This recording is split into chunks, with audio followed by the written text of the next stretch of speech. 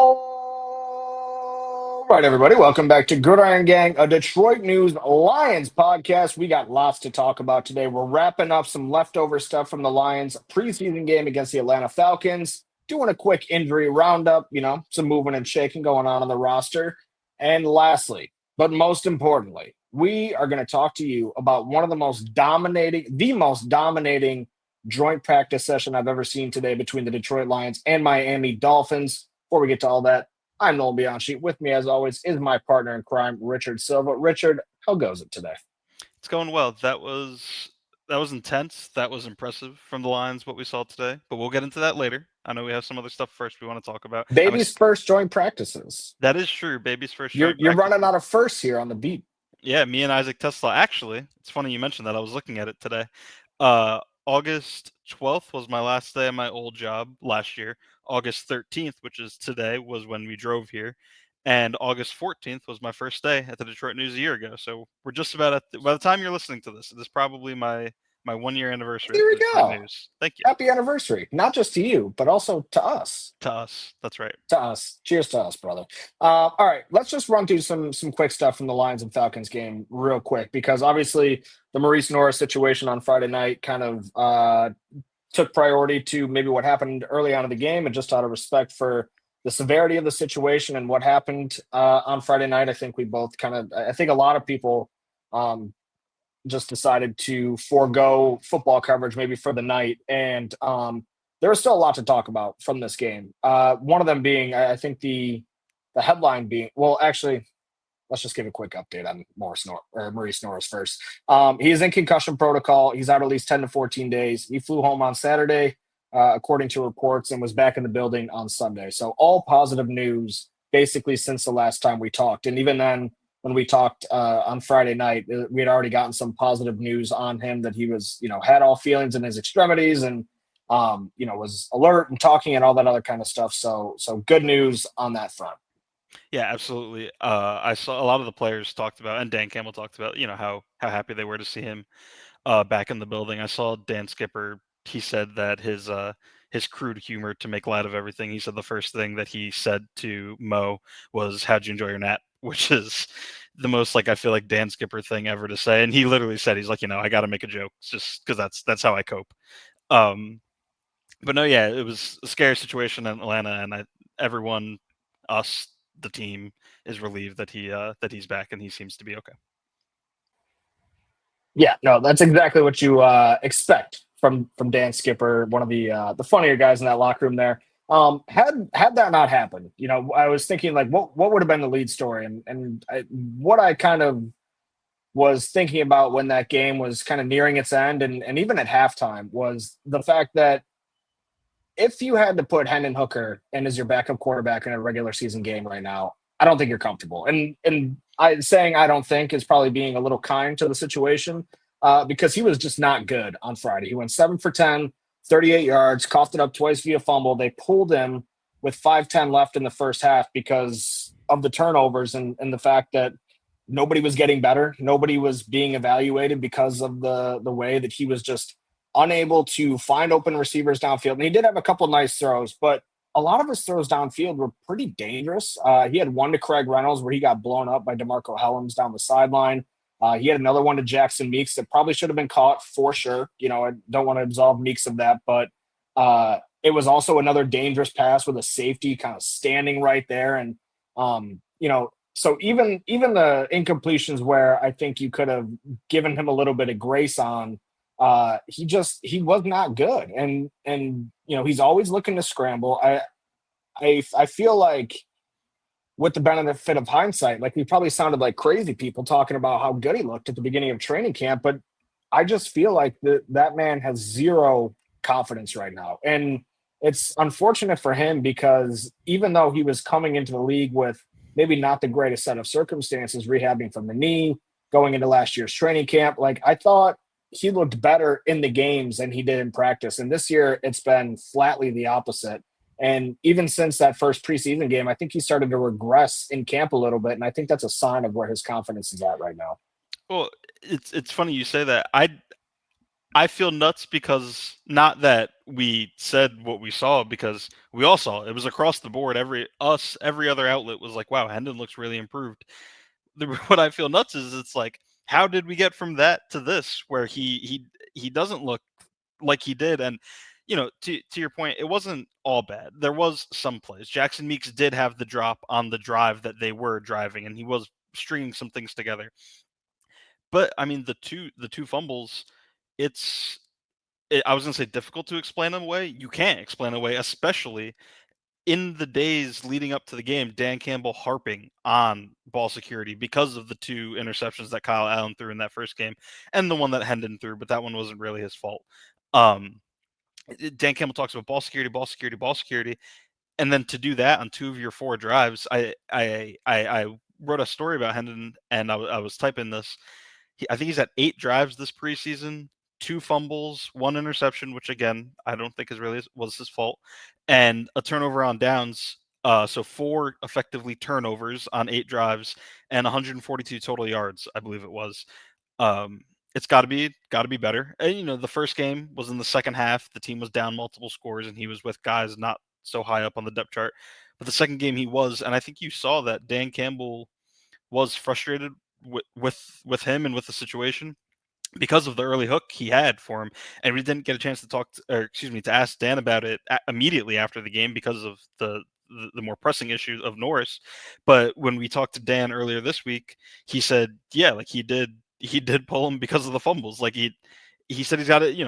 It's the simple fundamentals, the two hands on the ball in the pocket. Though when you decide you become a runner, you're a runner now. Like just like St. Brown is a runner and Jameer Gibbs is a runner and everyone else is a runner that protects the ball.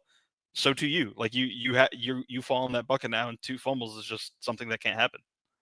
Yeah. On the other hand, though, Kyle Allen looked absolutely fantastic, and he was a little bit rough in that game against the Chargers, but he was also stringing some plays together. So I think there was some element of like, okay, let's wait and see what he's got. And I'm not saying that this is going to be a guy where if Jared Goff goes down, like he's just going to come right in seamlessly and be that guy that they need. I do still think when you look at the overall backup quarterback situation, it's a little nerve wracking for a team with these kind of aspirations, but on Friday night, Kyle Allen was excellent. He comes in, his first official attempt is a 68-yard completion to Jackson Meeks down the field. Where if you saw the play or if you've seen the replay, it's a literal miracle that Meeks did not collide with this official down the field. The But ref was about to uh, light him up.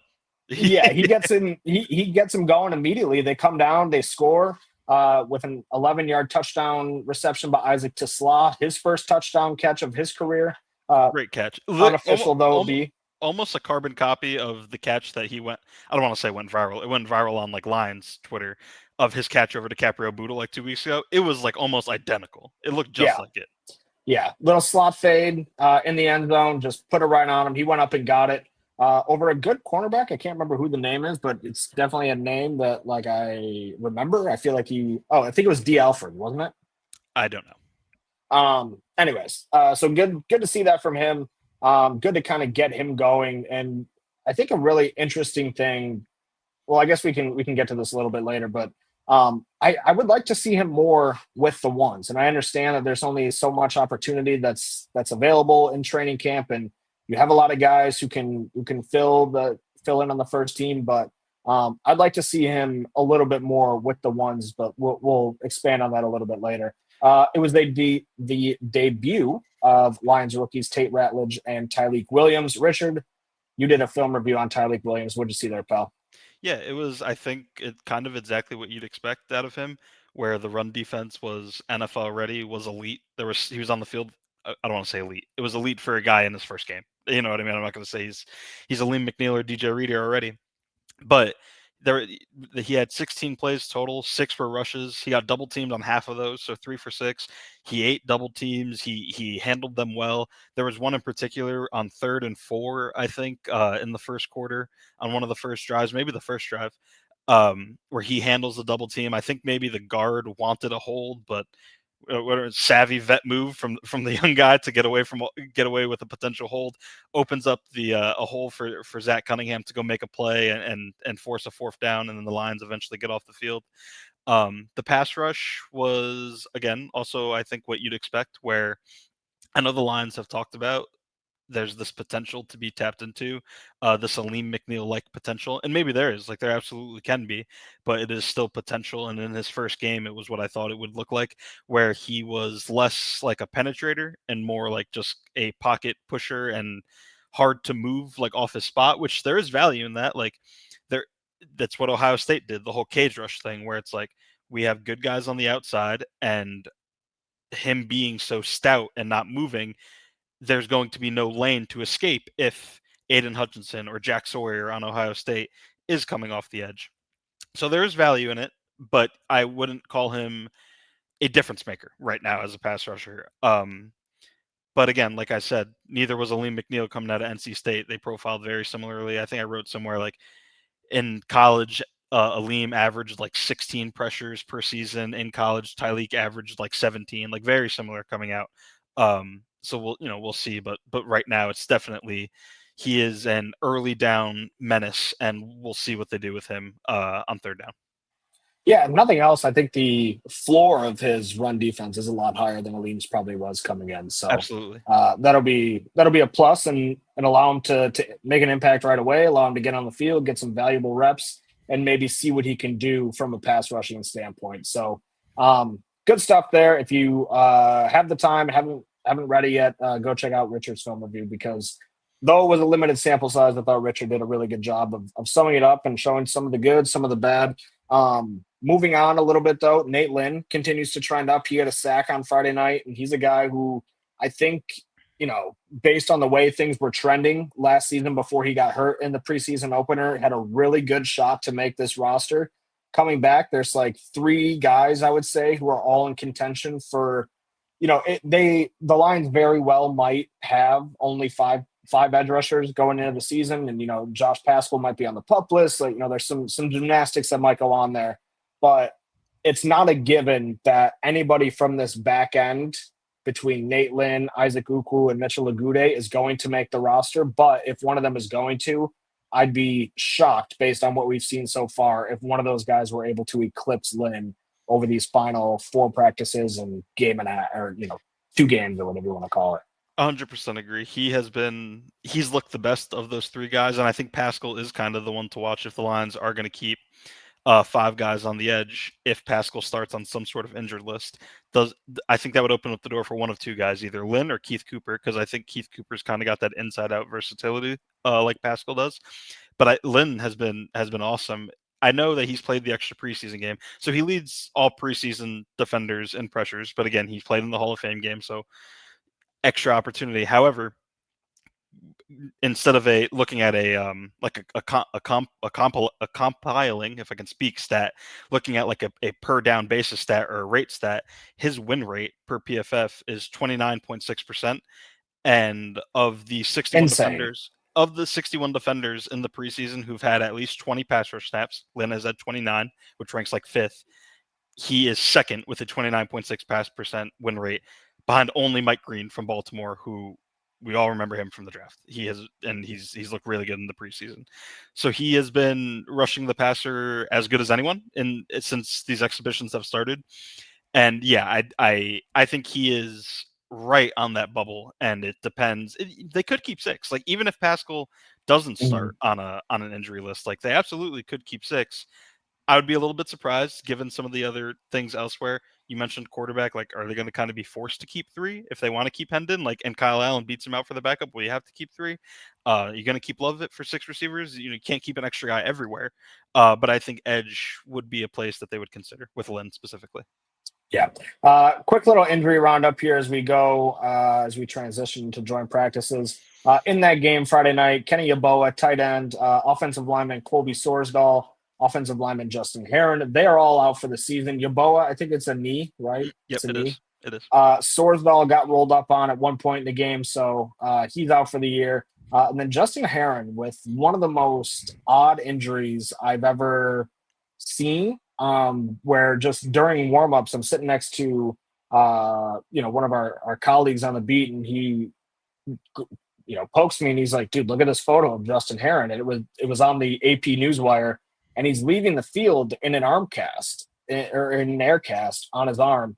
And it's just like, how does that happen in pregame warmups? And it's just so indicative of the injury luck, not only that he's had because he's really had a tough go since he entered the league, Facts, yeah. but the injury struggles that the Lions have had. Like this guy gets injured in pregame warmups, and it's such a bad injury that they have to put the air cast on him immediately. It's insane. So Yeah, I mean, the air cast signifies like not just a break, but like, a significant like a dislocation or a compound fracture. Like how? yeah, How did that possibly happen in warmups?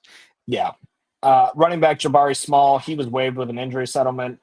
Some other injury news: Kirby Joseph was out today. He's missed time in training camp already with a knee injury. Not sure what caused him to miss today, but I don't want to assume it was the knee, but he has missed some time. So I guess we'll keep an eye on that.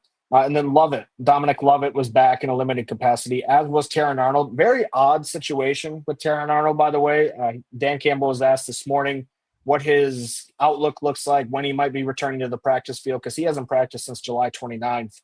And Campbell said, we're taking it slow with him. I think we're going to target next week. And then we walk outside, and there he is going through individual drills and warm-ups. So that was interesting. I grabbed him on his way off the field. He said he's practicing tomorrow. No ifs, ands, or buts. We will see if that ends up being the case because you just never know. I'll believe it when I see it. I think what Dan basically meant was like he's not going to participate in any of the joint practice stuff, and he Yeah. didn't. So yeah, I will be surprised if he is participating tomorrow in Yeah. the team stuff. Same story with Dominic Lovett. He's been out with an abdominal injury. He was kind of an earlier return than we had heard from Campbell. I think Campbell said at the time something like 10 days. I don't think it has been a full 10 days yet, but he was back out there again, just going through individual drills and warm-ups, but not actually participating in any sort of live action reps, whether it be one-on-ones, whether it be team stuff. So we'll keep an eye out on that as well. Ahmed Hassanin, the rookie edge rusher out of Boise State, he suffered a leg injury on Monday's practice, I believe it was. Yes. And, found out just a little bit of a scare. He was out there today. Did you see anything from him? Anything notable from him? It's okay if not, but just no, curiosity. yeah, no. It was a lot of the ones today. It was a lot of Davenport and Hutch. Yeah. I will say though that him getting rolled up on was scary. I saw it when it happened. Like it looked not great, and I think it spooked him because it would spook anyone. Yeah. Sione Baki, running back, he was back today. He's been out for a little bit of time with a hamstring injury. He's been kind of off and on. He had the hamstring injury on the first day of camp, comes back for a little bit. Looks like he's good to go for Friday night in Atlanta. And then the practice before the preseason game, he's not out there again. So interesting situation with him, but he comes back today. And I would say I wouldn't call it a limited role because he did everything. But like you just mentioned, a lot of the reps today were with the first team. That goes for both offense and defense. But he did also put the ball on the ground. So not great in his return. But we'll continue to see how he improves. It's just been kind of a tough break for him because he had never played running back before coming into the NFL. He has this rookie year where he's kind of focusing on special teams. He's kind of just trying to carve out a role to get on the roster. Does a great job day. at it. Yeah, and does a great job at it. And this was kind of one of the guys who entering training camp, I'm like, man, I can't wait to see what he looks like this season. And so far, we just haven't been able to see it because he hasn't been available. Right. And Dan Campbell said that, when he talked about some of like the two running back stuff, like, yeah, like maybe there is somewhere in there like a role, an expanded offensive role for Vaki because they would like to, heading into year two. But missing all this time isn't great. There are still two preseason games left, and then about another 2 weeks until cut down day, and the season starts soon thereafter. But yeah, shall we get to something more fun than injuries and talk about how today went? Yes, absolutely. The Lions dominated. I do not use that word lightly. I wish there was a stronger word for dominated, but there's not. Demolished, destroyed, eviscerated. The Miami Dolphins. The Dolphins look like a Pop Warner team, and with all due respect to the Pop Warner teams, that might be an insult to the Pop Warner teams because they couldn't do anything on the offensive side of the ball, on the defensive side of the ball. Amon-Ra St. Brown had the best practice I've ever seen, like live from him, and he really is having the best camp of any player I've ever seen in my this is my 4th year covering training camp. He is having the best camp of any individual player I've ever seen. And as good as you think he was last year and as good as you remember him, he has somehow gotten even better. He His connection with Jared Goff still off the charts. He's catching absolutely everything. And today he made the sickest catch I've ever seen, where he's running a little slot fade in the end zone. Ball comes from Goff. Ball is placed on the inside, well, relative to St. Brown. It was on the outside of the defender, his face, and St. Brown just reaches his arm around, pins the ball with one arm, one hand, whatever it might be, to this guy's helmet for a touchdown. It was absolutely disgusting. If you're on Twitter, go check it out. The Lions posted a full highlight reel, but he was just working the Miami Dolphins today. It was truly, truly sicko behavior from Amon-Ra St. Brown. And when you just I know we've talked, I think, in the past about like, oh, what is this? What does Jameson Williams look like? Like, can he actually eclipse St. Brown in yardage? I have kind of all those feelings have dissipated. I think St. Brown is going to have the best year he's ever had. Yeah, you watched the offense today. I watched the defense, so I didn't see any of the St. Brown stuff live. But the Lions just recently posted a 1 minute highlight tape, and there's about 11 catches in there, which is insane. Like the fact that that is even anyone had that amount of catches. You put it best in the observations where you said that almost like all of his catches, if anybody else had them, any other receiver, they would get their own note in the observations because it was so Yeah, good and so impressive. And it was just, oh, he had 10 of these during practice yeah, today. The one that caught my eye beyond what you mentioned, the whole pinning the ball against the helmet, was the stutter and go that he had on was it Jack Jones that was in coverage yeah, on yep. that one? A Where good cornerback. yeah, just dude, he when he stuttered and then went back up to full speed and it was just over. Like 2 yards off the line, it's over. It was nuts. Yeah, the my biggest takeaway from today, because I know we've been talking a lot about the Lions' offensive struggles. Taylor Decker hasn't been out there, so that's been a little bit of a mismatch for them that they really haven't been able to solve or get over. Because when you got Aiden Hutchinson and Marcus Davenport going against the likes of Giovanni Manu, you know, and whoever they were throwing in there with Dan Skipper and Jamarco Jones also out, it wasn't fair. And we were kind of looking at it with like a okay, like there's some good things, but when push comes to shove, the defense is winning more often than not. And it turns out that's because the Lions defense is just really good. Because I would love to hear your thoughts on what the defense did today, but when the Lions offense was on the field, they were, and again, I'm not using this word hyperbolically. They were unstoppable. Yeah, no, absolutely. And we saw the defense kind of what it was capable of for 10 weeks last year, even after the Hutch injury. And then, eventually kind of critical mass hit, and you can only take so much attrition. But we saw it, I would say, through the first 10 weeks where they were a really good defense, and they have been better, in my opinion, this training camp than what they were last season. I think they've made upgrades personnel wise. DJ Reed has been a great addition. Maybe his addition with Carlton Davis's exit is kind of a wash. I think it is. Um, but talking about the defense today, the team periods opened up with Devon A Chain. Is it A Chain or A Chain? I always mess it up. I don't really know, to be honest with you. Yeah, I know that's been a thing for Dolphins like in Dolphins Twitter. I've seen it before. Like even they're still confused. But the day opened up by Achan beating Alex Anzalone on a wheel route and the first play of team reps. And that was basically it, man. Like there Yeah. was after that, there were few like decisive wins for the Dolphins. There were okay, like yeah, they had a 4 yard rush and then Grant Stewart or Jack Campbell had a stop after 4 yards or like something like that. Well, Or and real quick, let's yeah, let's make the distinction here because you're not talking about drives or series or a set of downs. You're talking about plays. The yes. Dolphins did not have any wins on plays decisively. Yeah, there was maybe like one or two other ones that I can think of, and some of them with the twos. I'm talking specifically about the ones right now, about where yeah, it was just that HN catch, and then it's kind of it. They had a red zone period where the starting Lions defense went up against the starting Dolphins offense, and the Dolphins offense went 0 for 9 in the red zone and getting into the end zone. There was one play, I think it was the third play, where Jalen Waddle, who this is a good time to add this caveat. Waddle extremely limited, very few reps, and Tyreek Hill didn't do any team stuff. So we should add that caveat in there that their two best offensive weapons did not really play. However, as I was saying about the red zone stops, Waddle catches the pass on like the third rep, and I think Amik Robertson like comes in and pulls up like as the rules of the period dictate. And maybe in an active game, I probably would have bet on Waddle getting into the end zone, but the officials said no, down short. It was just insane. The coverage was sticky. That Tua had to throw the ball away twice, multiple pass breakups. The period with the first teams ended with Aiden Hutchinson drawing a flag, drawing a hold, and I think it was so obvious that Tua like stopped. He was like, okay, well that he would have got me. Like Yeah.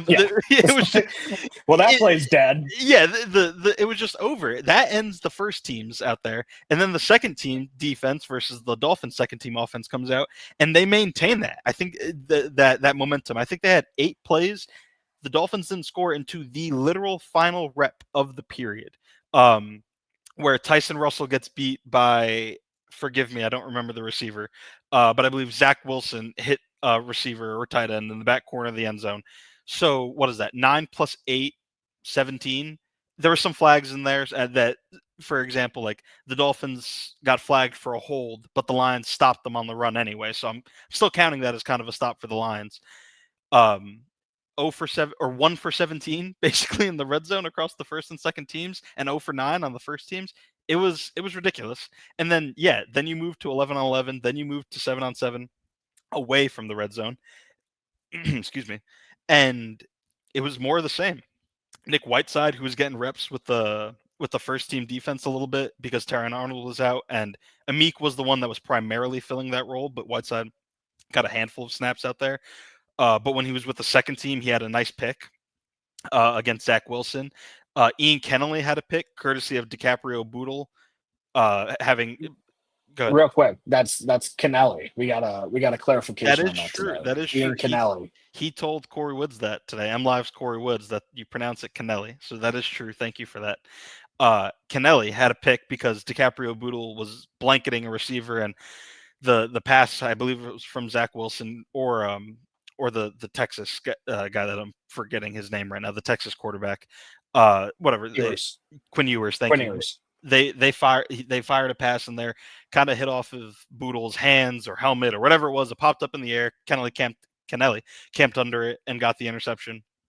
I'm trying to think of other. Hutch came back with 2 sacks in the final 11 on 11 period of practice.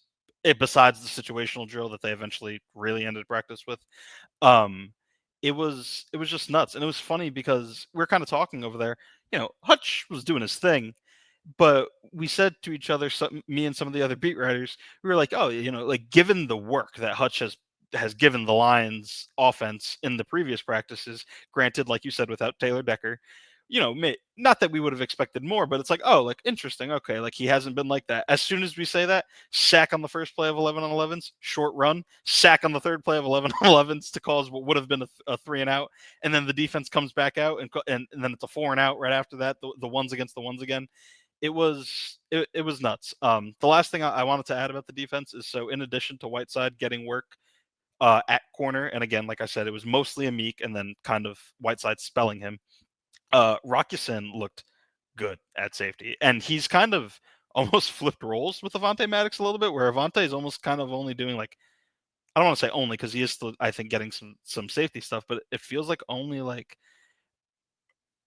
slot things, and then Yassine is at the safety. It's almost like they've changed roles. But he was great. There was one play where I think Tua wanted a deep ball to, again, forgive me, forget the receiver's name off the top of my head. The Dolphins were without their top 2. Maddox is in coverage, and it's decent coverage. And the receiver, I think, would have not hauled in the pass anyway. But Yassine shows like amazing instincts by helping Maddox coming over from the middle of the field, and like literally textbook, like as the ball's arriving, like punching through the receiver's hands. It was the, if I'm making a list of the lines that have exceeded my expectations most this training camp, and I'm not saying the best because, like you said, Saint has been awesome, but I expected him to be awesome. Rock Yassin is in that top 5 for me. This guy's on his 5th team in 5 years, and he's been awesome for the past 3 weeks. I think, he's as close to a roster lock as a player who is on his 5th team in 5 years could be in training camp.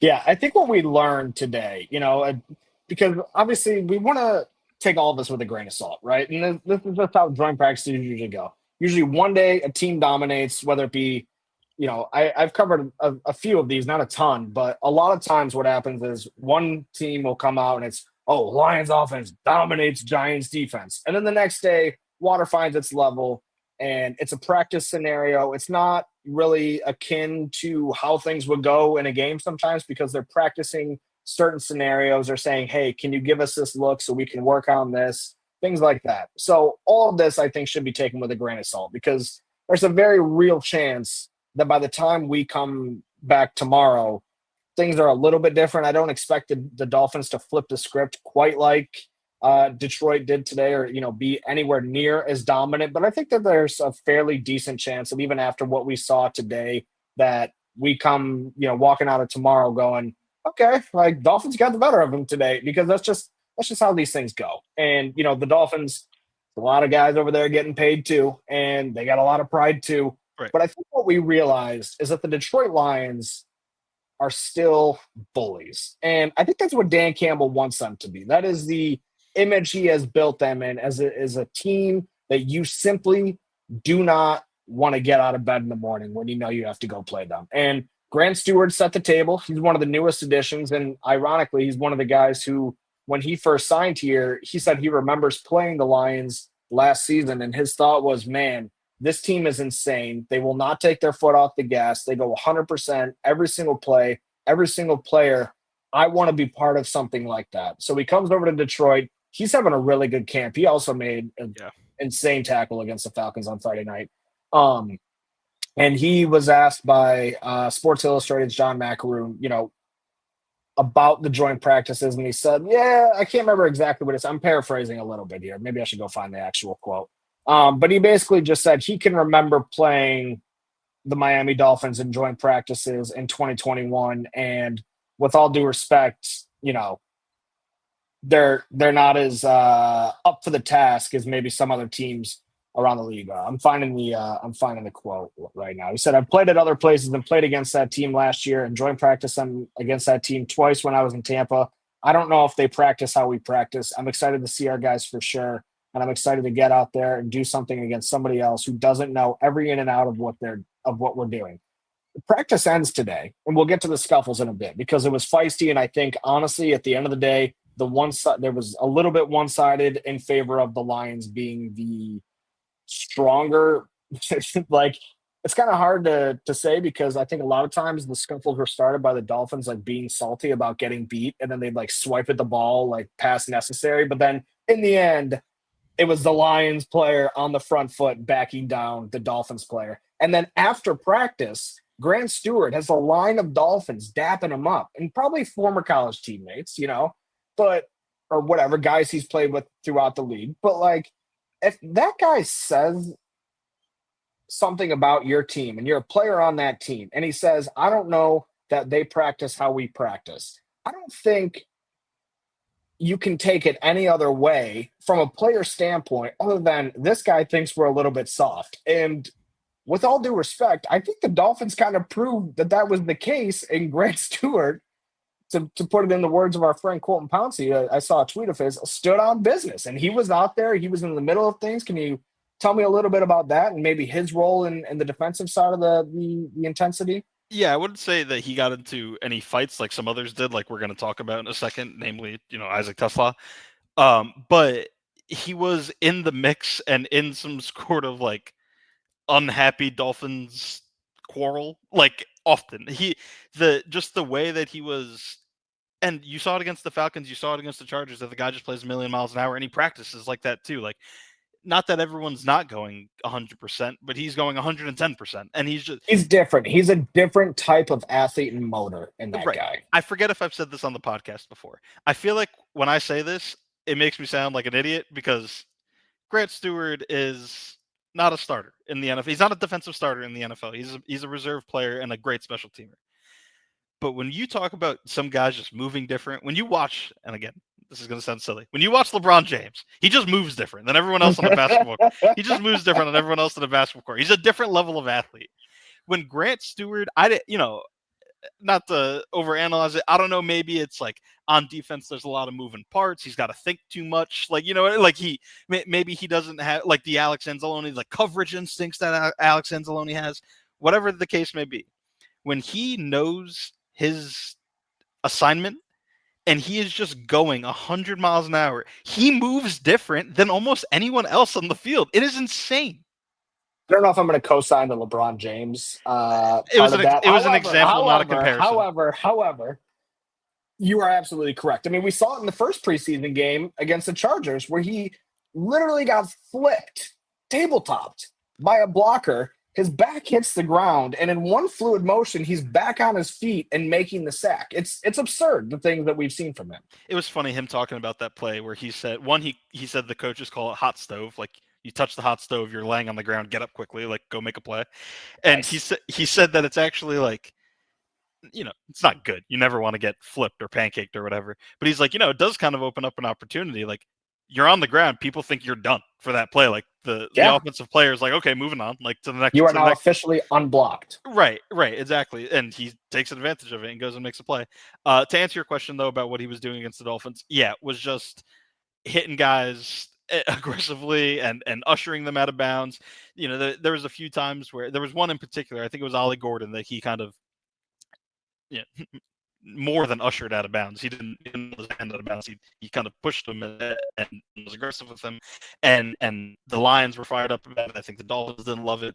Yeah, he was at the center of a lot of things. And he said, I thought he had the quote of today, and honestly one of the quotes of the past few days, where he said, talking about the intensity, about like, just being out there. He says, quote, everybody's got to make a decision. You come out here, it's a little humid, it's a little later than we usually practice. Maybe Miami's a little bit more used to it, talking about the humidity. But for us, I think everybody's got to make a decision on both sides. What type of time is it going to be when you step on that field? What type of player are you going to be during this play? You're tired, you're a little groggy, so are they. I think that's something that we harp on every day, and I think our guys did a good job with that for sure. That's the most Grant Stewart quote like ever. You're on mute. You're on mute. You're on mute. That is the Detroit Lions culture in a nutshell. And he embodies it to an absolute T. I know that they talk about this all the time when they bring in players, whether it be via the draft or trade or free agency. That is a perfect example of the Lions front office going out and identifying what their type of player is and bringing him in. And like you said, he's not going to start for this team as it currently stands. We saw last year how quickly things can change in that regard. But from what we know right now, he's not going to start. But he has a chance to make a real impact on special teams, and then maybe situationally as a linebacker filling in for when guys get hurt. And it's hard not to be excited about what he brings from a mentality standpoint and the life that he injects into that defense when he's out there. Not to go off on a total tangent, it's hard to not be excited. I was thinking about this today, about the Lions linebacking core in general. When fully healthy, it's Alex Anzalone, it's Jack Campbell, it's Derek Barnes, it's Grant Stewart, it's Malcolm Rodriguez, it's Zach Cunningham, it's Trevor Nowaski. Like, this guy is probably your fifth linebacker, and you feel really good about linebackers 6 and 7. Like, if you have to play them. Yeah, no, I think top to bottom, without thinking about it too hard, that might be their best and deepest. If you mix those two things together, position group on the whole team, they're awesome there. I completely agree, and I even said going into last year, I thought that was their most underrated position group, and a little bit of that was projection with Campbell and Barnes, but Anzalone has been playing so good for a few years now, and they just keep getting these guys who understand, to quote Grant Stewart, what time it is. when he steps out on the field. So that was great. So he sets the table, right? And then somebody asked Mike McDaniel this today, Dolphins head coach, about those comments, and he's like, "Oh, we don't. I classify that as noise, and I'm not really paying attention to it. Good for Grant Stewart for thinking that." And it's just like that is the difference between the Lions and other teams. And for many, many years, you said that in a negative context, but today, as we stand right here in the year of our Lord 2025, that is about as complimentary as you can be about this team, as they are just different. Yeah, they are very different. I am real quick. You made the point of how the Lions just find these guys. I am still fascinated about how, because I know you can watch the tape. Like I know you can see guys are scheme fits. Guy, you can see the hustle and all, and et cetera, et cetera. But personality, you don't really meet a like Well, for real quick, like when Amik Robertson signed, like, and I've spoken to Amik, like he didn't talk to the Lions beforehand. Like his agent did all that, and then he signed with the Lions and showed up and met Dan Campbell and Brad Holmes. But the Lions knew that he would fit into the culture like as well as he has. And Grant Stewart is another one of those guys, and it's almost like how, like, what is the magic? What is Brad Holmes doing? Well, and there's a lot of obviously networking that goes on behind the scenes, and Absolutely. and part of those conversations with the agents and the teams is figuring out what type of player that is, if he will be right for them. Not to mention, this staff is comprised of guys who have coached everywhere in this league and college, and you have a wealth of staff who have seen these guys or know about these guys. But when it comes to Grant Stewart specifically, obviously, Dave Phipp game planned against him when the Lions played the Colts last year. But I remember before that game happened, Zach Kiefer from The Athletic, he's a national writer. He came in and he used to cover the Colts, and he wrote this unbelievable feature story, about Grant Stewart. And I think we talked about it initially when he signed here of just this is the guy who has been through it all in life. Nothing was handed to him. He earned everything. And it was hard. Like he went out and he did it the hard way. And I remember Zach Kiefer was visiting in Allen Park to write something about the Lions last year. And Dave Phipp, before he started his press conference, he said, "Where's Zach Kiefer? I hear he's here today." And he picks up the copy of the article and he holds it up and said, "This is one of the greatest stories I've ever read. And this man embodies everything that football is about. Thank you so much for sharing it." So, from that standpoint, that specifically, and For sure. I'm only saying it because it's a fascinating story, but that's how that happens. And I think also like Grant Stewart probably sought out the Lions. He probably Hmm. told his agent, "Hey, I want to play there. I played against those guys. I never want to do it again. Get me on that team by whatever means necessary." So Yeah. um just fascinating. We've talked about Grant Stewart for way too long here, but um just some Never too much. that's true. Um Other feistiness that went out on the field today. Isaac Tisla versus Jack Jones. So Jack Jones was having a rough day. I saw a tweet, and I don't know if I'm allowed to say this on the podcast, but it said Jack Jones got to bring a gun tomorrow because he was just having such a bad day against Amon-Ra St. Brown. Richard You're putting his hand to his forehead right now you're in wild. distress. But so there was a moment where I think Tate Ratledge and Isaac Tesla both like backed him down twice. The first one was Tesla. He got his helmet knocked off by Jack Jones while they were blocking in the on a touchdown run by Gibbs. And Tesla gets his helmet knocked off, and he's still like walking towards him, even though Jack Jones is still wearing his helmet. And it wouldn't take much movement to probably cut his head open with some sort of movement or whatever. And just really just showing what he's about. And I know you wrote a story about that. I would love to get the quote that you used in it, but from another perspective of that, him kind of just going to battle as a blocker, that's something we've seen from him throughout camp and something we've seen from him in the preseason game. And Amon-Ra St. Brown said today, yeah, instant respect for that guy because of how he blocks and the way he acts when he doesn't have the ball in his hands or he's not going to get it. Yeah, another guy that on my on my top 5 list of guys who have impressed me than based on the first impressions I had of them, he is definitely on that list. Tesla's been awesome. The quote that you were looking for was he was asked about the little brouhaha, and he said, "Yeah, energy was definitely high. The guy came at me and was talking quite a bit. Obviously, he was being really physical. I'm never one to initiate a fight. I wouldn't even consider it a fight. He just kind of got up on me, and I retaliated a little bit. That's kind of what you expect in these joint practices. Things like that are going to happen. I don't consider myself a fighter, but when it comes, I'm going to stand up for myself. Here we go. Two plays before that. So I said that was first. I got it mixed up a little bit. But it was Jack Jones again, swatting at the ball after Gibbs ran in for a touchdown, and Tate Ratledge immediately was in there getting in his face. So just guys who are not afraid. And I think back to there was the first Michigan win over Ohio State back in 2021, where there was some sort of altercation between, Michigan players, Ohio State players, and it was like a defensive back, and all three linemen from Michigan in the area just started walking them down. I And know it what you're was talking about. Yeah. and it was just like, man, that's a team who is feeling itself. That's a team that believes that it is the biggest, baddest bully on the block. And when it comes to football, what more can you ask for? I love football, by the way. Can I just go off on a quick tangent? The crowd today was unbelievable. Obviously, the Lions having as much success as they did against the Dolphins brought it to life, but man, just out there watching great football, and maybe not so much from the Dolphins. And I was only watching the Lions offense versus the Dolphins defense. So not a lot of great football from the defense, but it was execution after execution. The crowd was into it. And I looked at Brad Galley and I go, where else would you rather be right now? Because this is so beautiful. I'm just so it was hot. It was awful out there today. I thought I was actually gonna melt for a second, but it didn't even matter. It was a great day of watching football, and I just want to take a minute to say blessed. I Yeah. am blessed. Yeah, no, absolutely. It was a lot of fun out there.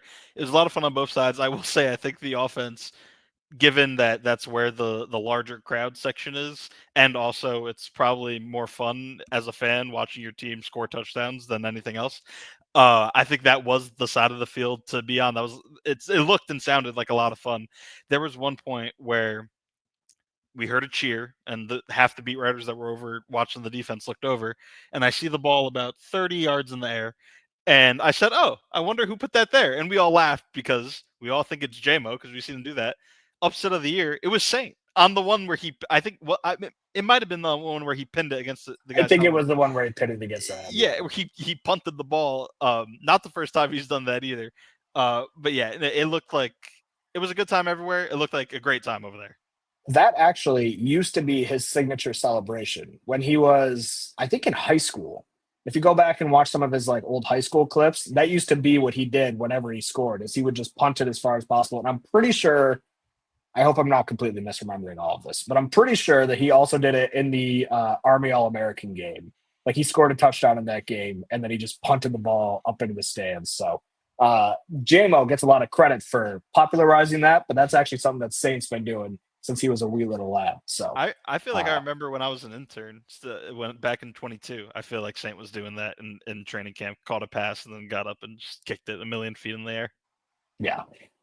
Anything else that you want to talk to or talk about from today's game? Ronnie Bell, I guess we should throw this out there. Wide receiver Ronnie Bell. He was getting pretty much all the reps with the first team as kind of that last guy in, or that third guy in. Tim Patrick did not practice today. He's been dealing with a little bit of something. Was back in pads for And no practice. yeah, back in pads, no practice. He was spotted running on the hill over by the second field. Ronnie Bell didn't make a ton of plays, but he did make a couple. And I guess my takeaway was like, why wouldn't you have Isaac Tisla out there? Because it feels like he's trending towards that direction. I understand they just kind of rotate guys, and I think Isaac Tisla had a couple reps with the ones last week, so maybe it's just Ronnie Bell's turn to show what he's got with that unit. But I would love to see more Isaac Tisla with this first team because he has earned it. He has had a few drops, and it's been a little surprising. He actually had one today. So that's, maybe part of the reason why, but I think from with all the other stuff, he's been fantastic. And I'd like to see him working with Jared Goff a little bit more. Yeah, I would agree. I think you put it best when you said that he's earned it. I think he absolutely has at least some opportunity, and he has gotten some recently. But I think I would like to see more, even more. Anything else Anything else? No, I don't think so. I think that kind of emptied the defensive notebook. Eric Hallett had a forced fumble in the red zone Nice. drill, so that's turnover is always notable. But yeah, I think I pretty much emptied the notebook on what I saw out there today. Cool.